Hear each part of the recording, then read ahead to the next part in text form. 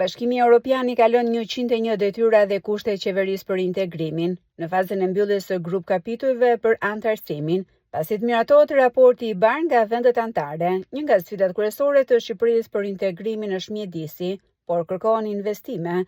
Në lidhje me këtë pikë, ambientalisti Ahmet Mehmeti thekson se është shumë e rëndësishme të mbrohet mjedisi dhe biodiversiteti. Po, mjedisi është një nga pikat kryesore që detyron Shqipërinë të rregullojë jo vetëm kuadrin ligjor që e kemi shumë të mirë, por në mënyrë veçantë zbatimin e ligjit për ruajtjen e mjedisit.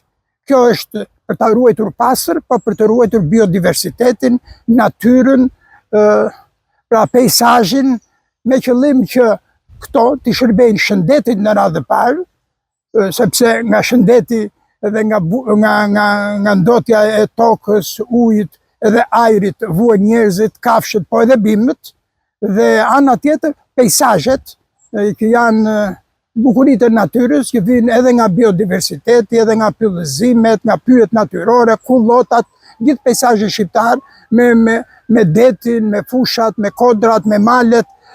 Këto kërkohet të ruhen me fanatizëm, sepse këto nuk janë vetëm bukuri, po janë edhe shëndet, pasërti, por janë edhe turizëm, ekonomi. Mehmeti sheh me shqetësim faktin se dispozita ligjore në Shqipëri është e mirë, por problem shihet mos zbatimi dhe respektimi I ligjeve.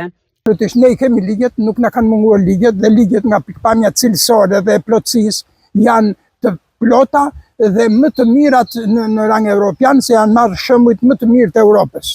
Puna është ke aktet në ligjore, ose na kanë munguar, ose janë bërë akte nën ligjore në kundërshtim flagrant me ligjet dhe kushtetutën e Shqipërisë. Këtu kemi pikën e dobët. Pra kjo lidhet direkt me zbatimin.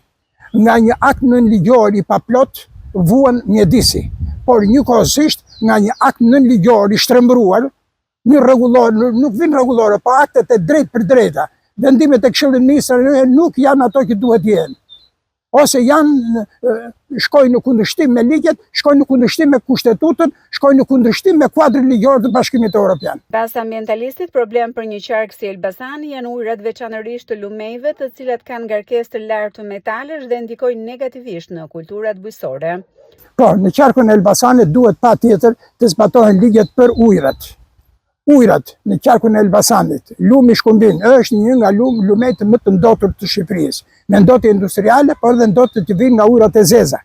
Edhe nga gjithë ato tjerat janë, domethënë, hidrokarburet që futen në të, siç e thash, ujërat e zeza, ujërat industriale, metalet e rënda, këtu duhet ndërhyrë menjëherë, duhet ndërhyrë ke ujërat me impjantet posaçme, domethënë për ujërat e zeza dhe me impjante për ujërat industriale, por duhet hyrë edhe me heqjen e helmeve të rënda nga toka. Në një vend ku investimet në mjedis kanë thithur mijëra euro për ndërtimin e incineratorëve, por çështja mjedisore vjen të jetë problematike, duke se do të duhet ende kohë për të mbushur mendjen PS për të na pranuar në familjen europiane.